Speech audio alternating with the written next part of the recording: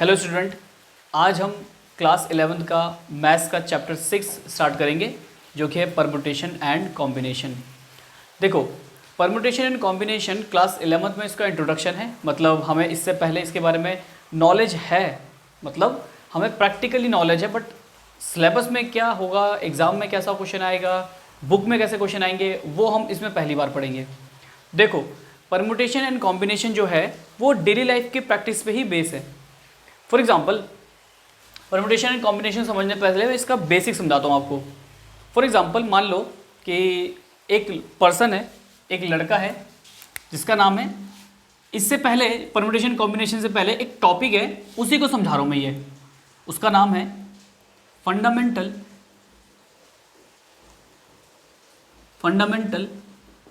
Principle of counting. Fundamental principle of counting. इस fundamental principle of counting को समझने के लिए मैं एक एग्जांपल लेता हूँ। ठीक है, मैंने एक एग्जांपल लिया। मान लो एक पर्सन है मोहन, वो उसके पास क्या है, उसके पास 3 पैंट्स हैं और 2 शर्ट्स हैं। ठीक है, 3 पैंट्स हैं एंड 2 शर्ट्स हैं। तो ये पर्सन उन 3 पैंट्स को और 2 शर्ट्स को कितने कॉम्बिनेशन से पहन सकता है, मतलब कितने वेज में, उस तरीके से कितने वेज में इस चीज़ को पहन सकता है। देखो क्या होगा, लेट सपोज इस पैंट को मैंने P लिख दिया और शर्ट को S लिख दिया। अब देखो इसके पास कितने पैंट्स हैं, 3 है ना, तो मैंने लिख दिया इसे P1 P2 P3। अब क्या हो सकता है कि वो पैंट P1 के साथ शर्ट S1 को पहन ले, मतलब ये हो सकता है ना। देखो पॉसिबल ये है कि भाई पैंट P1 के साथ वो शर्ट S1, मतलब 2 शर्ट हैं तो S1 S2 लिख दूंगा मैं। या फिर ये भी तो हो सकता है कि वो पैंट P1 के साथ शर्ट S2 पहन ले, ये पहला पॉसिबल केस है। दूसरा पॉसिबल केस हो सकता है कि वो पैंट P2 के साथ शर्ट 1 पहन ले, या फिर पैंट P2 के साथ वो शर्ट सेकंड वाली पहन ले।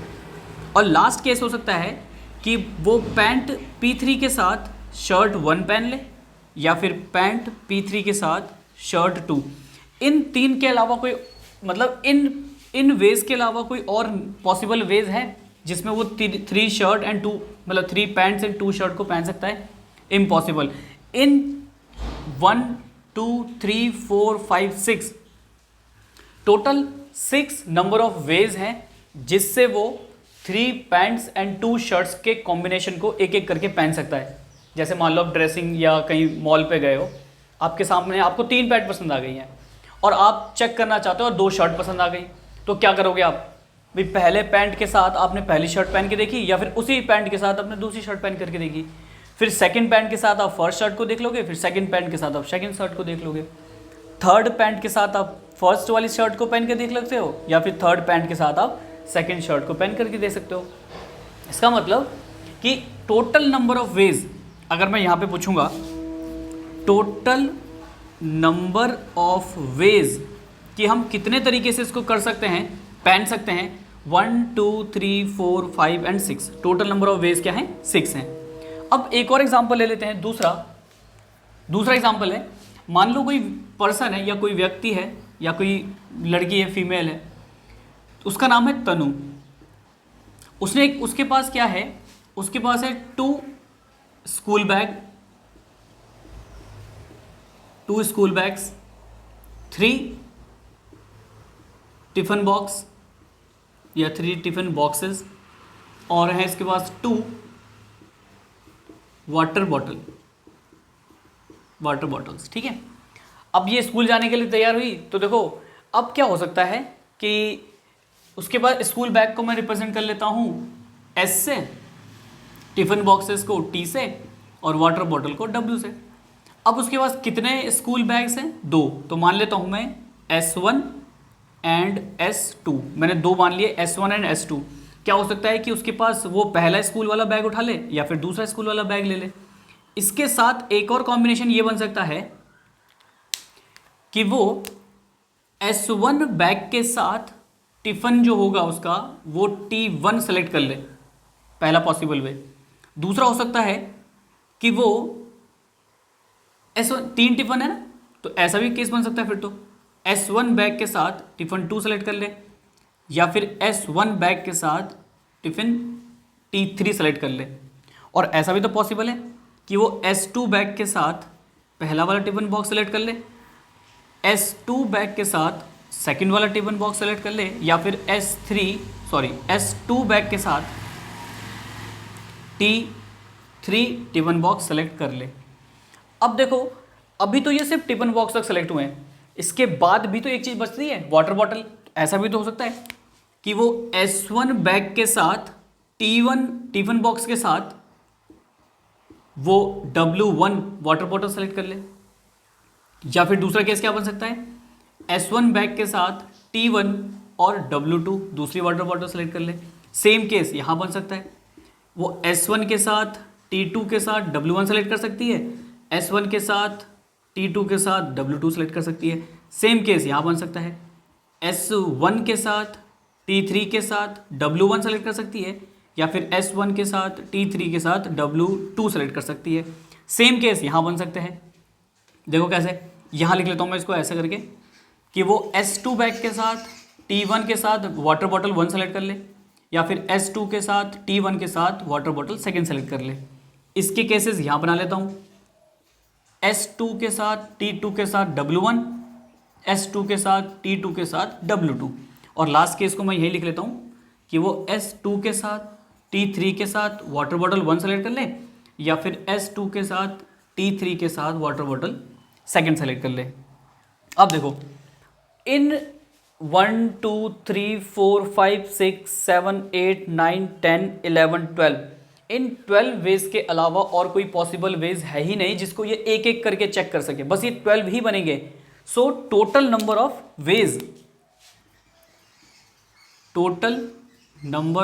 वेज इन चीज को सेलेक्ट करने का टोटल नंबर ऑफ वेज कितने हो सकते हैं, टोटल नंबर ऑफ वेज होंगे 12। अब इसी चीज को हम कहते हैं फंडामेंटल प्रिंसिपल ऑफ काउंटिंग। ये क्या कहता है फंडामेंटल प्रिंसिपल ऑफ काउंटिंग, देखो इसका मैं पहले समझा देता हूँ, फिर मैं इसकी डेफिनेशन बताऊंगा कि क्या है। एक बात बताओ, कितनी पैंट्स थी यहाँ पर 3, तो यहाँ पर टोटल नंबर ऑफ बैग्स कितने हैं, पैंट्स कितनी 3, और शर्ट कितनी थी 2। वो कहता है कि डायरेक्ट इन दोनों को मल्टीप्लाई करो, डायरेक्ट आंसर मिल जाएगा 6। ये कहता है फंडामेंटल प्रिंसिपल ऑफ काउंटिंग। और दूसरा क्या कहता है यहाँ पर, अगर यहाँ पे देखो कितने स्कूल, यहाँ पे क्या थे, स्कूल बैग कितने थे 2, टिफिन बॉक्स कितने थे 3, वाटर बॉटल कितनी थी 2, तो 2 3 जा 6 2 जा 12, 2 3 जा 6 2 जा 12। तो ये जो मैंने आपको अभी बताया ये प्रैक्टिकली था कि ये हम कैसे कैसे सेलेक्ट कर सकते हैं, और इसकी जो डेफिनेशन है फंडामेंटल प्रिंसिपल ऑफ काउंटिंग में आती है। तो मैं आपको फंडामेंटल प्रिंसिपल ऑफ काउंटिंग की डेफिनेशन लिखाता हूँ कि क्या है। देखो, फंडामेंटल प्रिंसिपल ऑफ काउंटिंग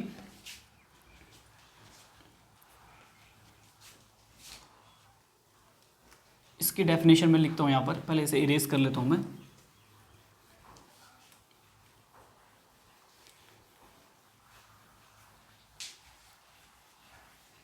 ठीक है, देखो fundamental principle of counting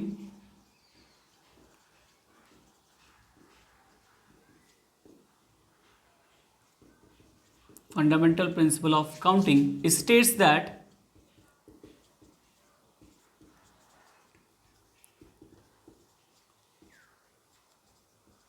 given order is m into n। तो देखो फंडामेंटल प्रिंसिपल ऑफ काउंटिंग कहती है if an event can occur in m different ways. पहले क्या था कि 3 पैंट्स थी तो वो m डिफरेंट वेज था, फॉलोइंग विच अनदर इवेंट, वो शर्ट्स, वो पैंट थी अब शर्ट आ गई थी वहां पर, another event can occur n different ways. पहला वाला एग्जांपल था ना, 3 पैंट्स थी और 2 शर्ट्स थी, तो देखो पहले वाले इवेंट में m डिफरेंट वेज क्या है 3, दूसरे वाले इवेंट में n डिफरेंट वेज क्या है 2।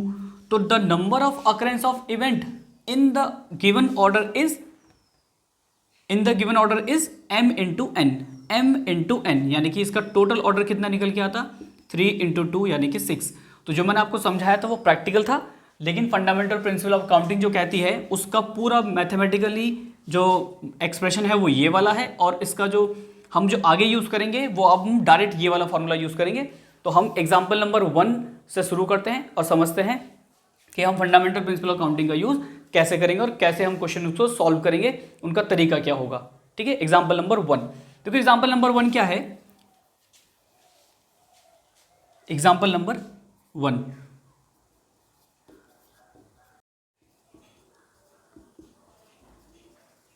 ठीक है, देखो क्वेश्चन नंबर एग्जाम्पल नंबर 1 है, find the number of 4 letter words with और without meaning which can be formed out of the letters of the word rose where the repetition of letter is not allowed. मतलब हमें एक 4 letter का word बनाना है, और वो बनाना किससे है, विद मीनिंग भी हो सकता है, मतलब इससे कोई अगर घुमा फिरा के एक नंबर मीनिंग भी बन रहा है तो भी चलेगा, विदाउट मीनिंग अगर मीनिंग भी नहीं होगी तब भी चलेगा। और वर्ड हमें लेना है, इससे लेने हैं हमें लेटर्स ऑफ द वर्ड, हमें लेटर जो लेने हैं वो रोज से लेने हैं। ठीक है, अब देखो इसका जो सॉल्यूशन होगा, मुझे बताओ पहले कि कितने लेटर का वर्ड बनाना है। 4 लेटर वर्ड बनाना ना, तो अब एक काम करो, 1 2 3 4, हमें 4 लेटर का जो वर्ड बनाना है होगा उसको मैंने 1 2 3 4 स्पेस दे दिया। और बनाना किससे, हमने बनाना है हमें रोज इससे, इनके लेटर्स से। Repetition of letters is not allowed, मतलब रिपीटेशन अलाउ नहीं है। इसका मतलब ये है कि अगर मैंने आर को इस पोजीशन पे रख दिया है तो अगेन आर इस पोजीशन पे नहीं आएगा, और अगर मैंने ओ को यहाँ रख दिया है तो ओ यहाँ पे यहाँ पे यहाँ पे कहीं नहीं आएगा। अगर मैंने एस यहाँ रख दिया तो एस यहाँ पर और यहाँ पर एस नहीं आएगा, और अगर मैंने ई को यहाँ रख दिया तो ई यहाँ पर यहाँ पर नहीं आ सकता। एक बात बताओ, मतलब मेरे पास पहले पोजीशन पे रखने के लिए कितने लेटर होंगे, या तो आर रख सकता हूँ मैं, या ओ रख सकता हूँ, या एस रख सकता हूँ, या फिर ई रख सकता हूँ। मतलब 4 वेज है मेरे पास पहली पोजीशन को फिल करने के लिए। बट क्या होगा, अब इसमें से कोई एक लेटर तो यहाँ आ ही जाएगा। लेट सपोज वो ई आ गया, मान लो लेट सपोज ई आ गया। अब कितने लेटर बचे, क्योंकि हमें रिपीटेशन अलाउ नहीं है, अब कितने लेटर बचे 1 2 3, तो इसका मतलब सेकंड प्लेस पे सिर्फ 3 ही आ सकते हैं। अब अगर मान लो कि वो आर था वर्ड जो मैंने यहाँ लिख दिया, क्योंकि अब वो आर दोबारा नहीं आएगा, तो अब कितने लेटर बचे मेरे पास, 2 बचे। अब मान लो वो एस था जो यहाँ पे फिल हो गया, अब कितने लेटर बचे, अब सिर्फ 1 बचा। इसका मतलब पहले प्लेस को आप इन चारों में से कोई सा भी लेटर रख सकते हो, यानी आर भी आ सकता है, ओ भी आ सकता है, एस भी आ सकता है, ई भी आ सकता है। उनमें से कोई एक भी यहाँ पे आ गया तो नेक्स्ट में वो नहीं आएगा। इसका मतलब यहाँ 4 थे तो यहाँ 3 हो जाएगा, जो यहाँ आ गया वो यहाँ नहीं आएगा, फिर 2 हो जाएगा, जो यहाँ आ गया वो यहाँ नहीं आएगा, इसका मतलब 1 हो जाएगा। और इन सब को मल्टीप्लाई कर दो। यही तो कहती है फंडामेंटल प्रिंसिपल ऑफ काउंटिंग, कि हमारे पास कितने वेज हैं एक इवेंट के, फिर दूसरे इवेंट के कितने वेज हैं, दोनों को मल्टीप्लाई कर दो, टोटल नंबर ऑफ वेज आ जाएंगे। तो कितना हो गया, 4 3 12, 12 2 24, 4 3 12 दूनी 24। इसका मतलब 24 वेज से आप 4 लेटर का वर्ड बना सकते हैं। अब देखो, अगर क्या हो, यहाँ पे क्या कहा था इसने, रिपीटेशन अलाउ नहीं है। अब मैं कह रहा हूं कि अगर रिपीटेशन अलाउ होगा तो क्या होगा, यहां पे लिख देता हूं मैं, इफ रिपीटेशन ऑफ लेटर,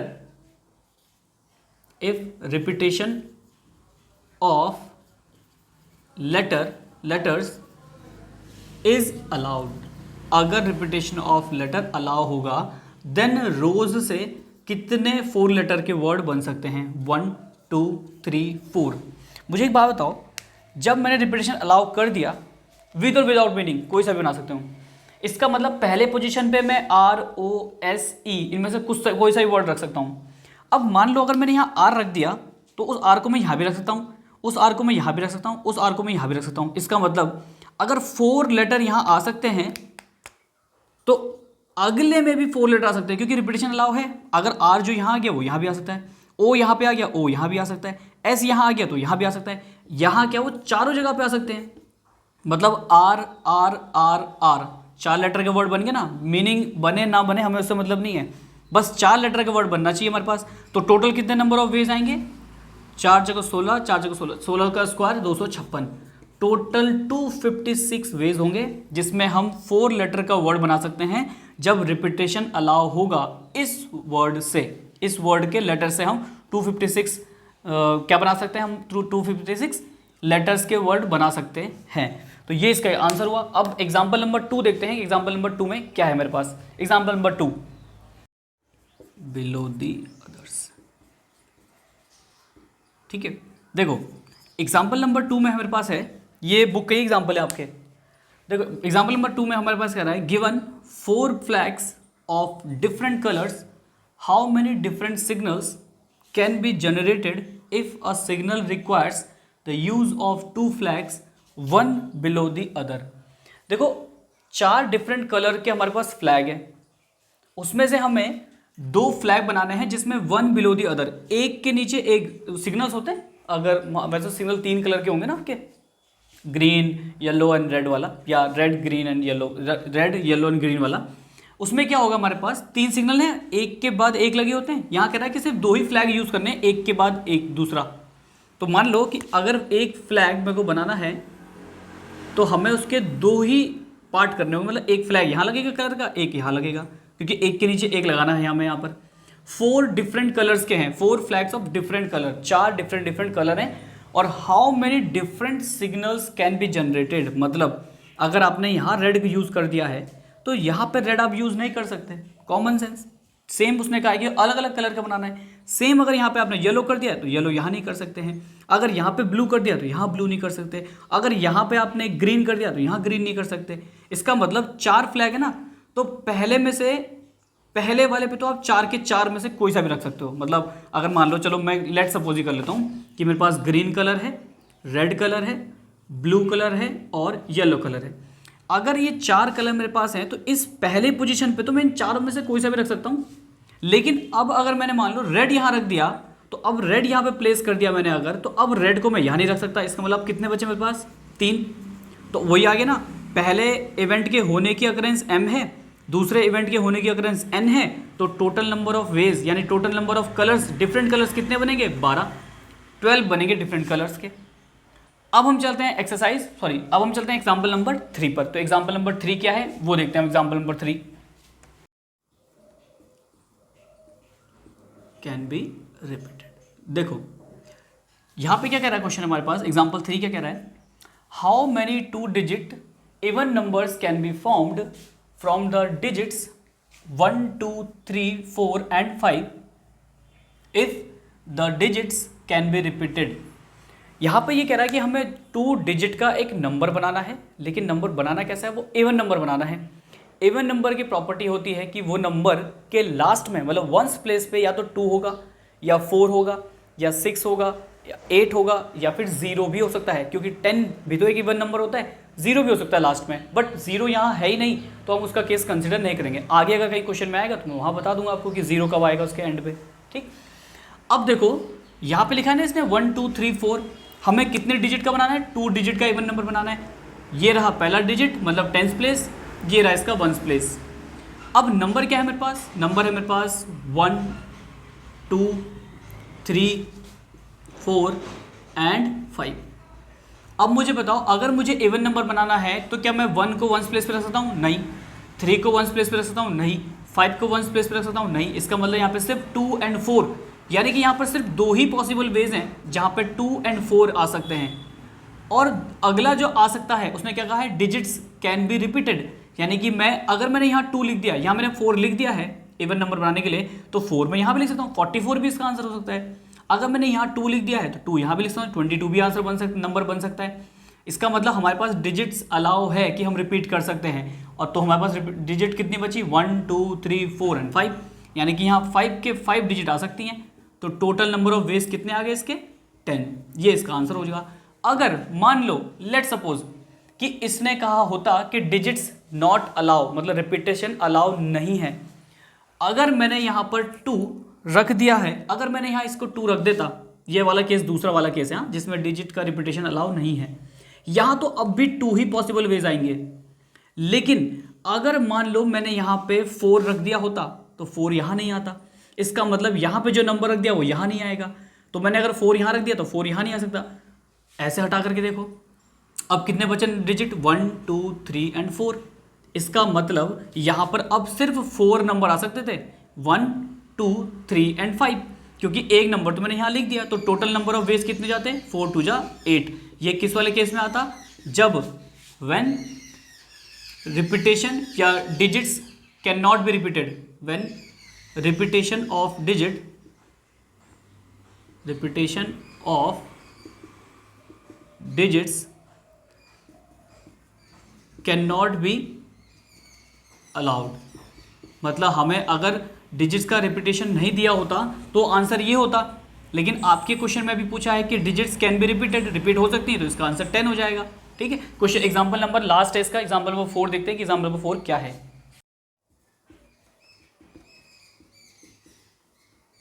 देखो एग्जांपल नंबर 4 में मेरे पास है, जो कि लास्ट एग्जांपल एक्सरसाइज 6.1 के लिए।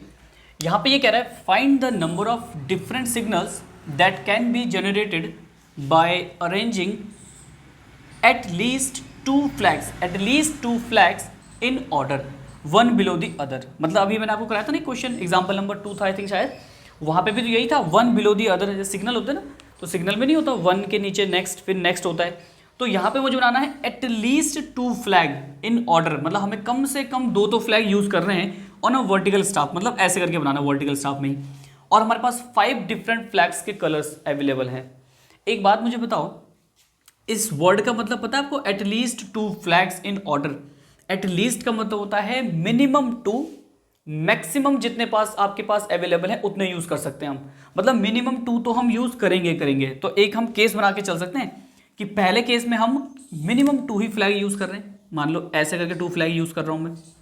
मुझे बताओ 5 डिफरेंट कलर के फ्लैग है ना, और हमें बनाने भी अलग अलग कलर के हैं, डिफरेंट कलर के बनाने, अरेंजिंग एटलीस्ट डिफरेंट सिग्नल बनाने हमें। इसका मतलब अगर मैंने यहाँ पर रेड कलर, वो एग्जांपल ले सकते हो आप, यहाँ पर रेड ले सकता हूँ, ग्रीन ले सकता हूँ, ब्लू ले सकता हूँ, येलो ले सकता हूँ और ऑरेंज कलर ले लो मान लो।